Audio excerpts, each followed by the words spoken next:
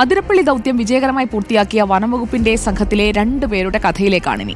കുങ്കി ആനകൾക്കൊപ്പം ഇവർ കൂടി വയനാട്ടിൽ നിന്ന് മലയിറങ്ങി വന്നാൽ അടങ്ങാത്ത ഏത് കൊമ്പനെയും വനംവകുപ്പിന് കൂട്ടിലാക്കാൻ സാധിക്കും.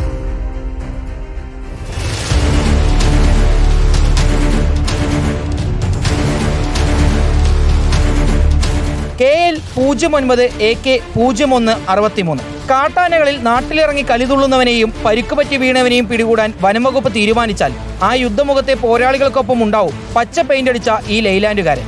യൂക്കാലിക്കൂടും കയറ്റി ചരക്ക് ലോറിയുടെ ചേലിലാണ് നിൽപ്പെങ്കിലും ഇതാണ് അനിമൽ ആംബുലൻസ്. ഇത് ദൽജിത്ത് VS, നമ്മുടെ അനിമൽ ആംബുലൻസിന്റെ സ്ഥിരം സാരഥി. കഴിഞ്ഞ 11 വർഷമായി ഇവർ രണ്ടാളും ചേർന്നാണ് വനംവകുപ്പ് പിടികൂടുന്ന കാട്ടാനകളെ കൂട്ടിലെത്തിക്കുന്നത്.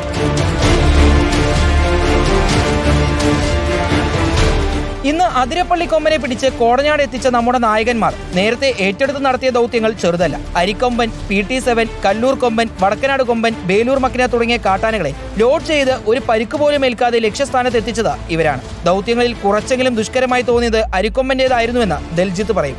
അതെല്ലാം വെച്ച് നോക്കുമ്പോൾ ഇന്നത്തെ അതിരപ്പള്ളി ദൗത്യം എത്രയോ അനായാസമാണെന്നാണ് ഈ നായകന്മാരുടെ വിലയിരുത്തൽ. Team reporter, Kodanad.